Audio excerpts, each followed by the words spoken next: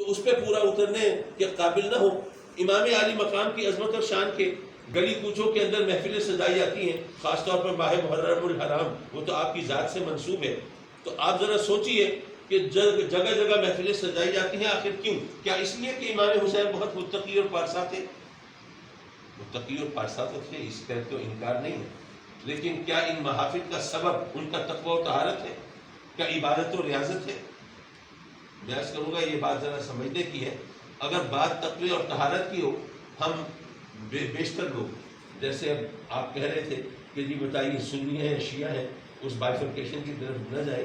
ہم حنفی تو بیشتر لوگ حنفی ہیں ہم میں سے. امام اعظم ابو حنیفہ رضی اللہ تعالیٰ عنہ کے بارے میں یہ کتابوں میں لکھا ہوا ہے کہ وہ 40 برس تک انہوں نے عشاء کے وضو سے فجر کی نماز ادا فرمائی.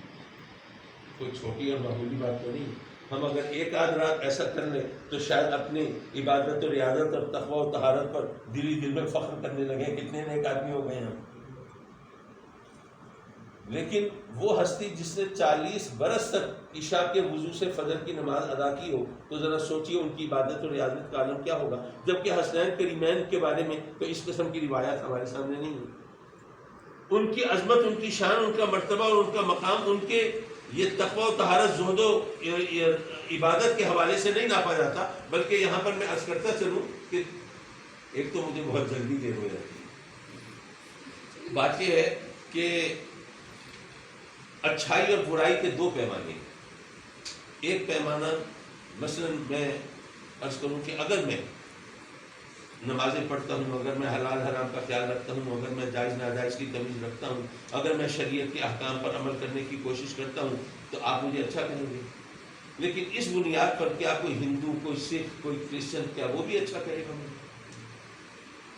اگر کوئی ہندو ہے، روز صبح اٹھتا ہے، اسنان کرتا ہے، مندر میں جاتا ہے، بھگوان کے سامنے ڈنڈوت بجا لاتا ہے، بھجن گاتا ہے، اشلوک پڑھتا ہے، پرارتھنا کرتا ہے، تو ہندو تو اس کو اچھا کہیں گے. لیکن کیا اس بنیاد پر آپ بھی اسے اچھا کہیں گے؟ نہیں. یہ اچھائی کی وہ بنیاد ہے، یہ وہ قسم ہے جس کی بنیاد مذہب پر ہے. لیکن سچ بولنا اچھی بات ہے، جھوٹ بولنا بری بات ہے. یہ ماننے کے لیے کیا کلمہ پڑھنا ضروری ہے؟ رحم دلی اچھی چیز ہے، سنگ دلی بری چیز ہے. کیا یہ ماننے کے لیے کسی خاص عقیدے کا حامل ہونا ضروری ہے؟